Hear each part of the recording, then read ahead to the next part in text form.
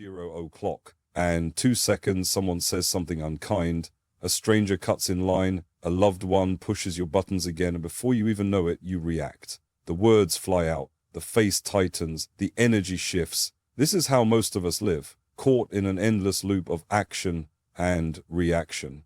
But the Buddha offered another way, a quieter, wiser path. He said, "A fool is known by his speech, and a wise man by his silence." What if silence, observation, presence could become your greater strength? Today, let us explore how to stop 0 o'clock and 45 seconds reacting and start observing through the lens of Buddhist wisdom. Non-reaction is not weakness. It is the power of awareness. It doesn't mean ignoring or suppressing. It means watching what arises without being swept away.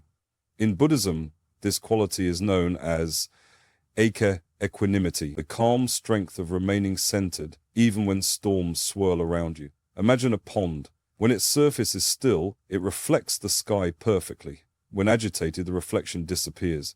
Your mind is that pond.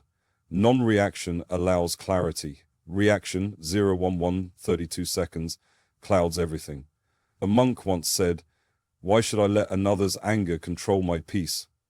He chose silence, not because he was afraid, but because he was free. To stop reacting, we must first learn to observe. Just observe, without judging, without labeling, without rushing to fix or fight. When you observe, without judgment, you create space. Space between the trigger and your response. And in that space lives your freedom. The Buddha taught that the mind is like a mirror.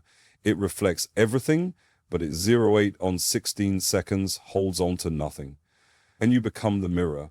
Can you allow emotions to rise and fall without grasping or pushing them away? There's a story of a young student who shouted angrily at his master. The master said nothing, just looked at him with calm eyes. Later, the student broke down in tears, not because he was scolded, but because the silence held up a mirror.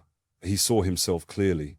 That is the power of pure observation. It softens even the hardest hearts. So why do we react? Because of attachment to being right, to being 0.03 and 3 seconds heard, to protecting our fragile sense of self. When something threatens that image, the ego panics and strikes. But Buddhist wisdom invites us to pause, to observe what's truly happening inside. Next time you feel a reaction rising, try this. 1, pause. Don't speak yet. 2, breathe. Feel the air entering and leaving. 3, label silently. Name it. Anger is here. Fear is here. 4, observe. What does it feel like in the body? Where do you sense tension? You'll notice something miraculous. When 0.03 and 52 seconds, you don't feed the emotion. It begins to fade. Like a fire without fuel, it dies down. You haven't repressed it, you've witnessed it. And in witnessing, you've transformed it. But observation alone is not enough. It must be infused with compassion.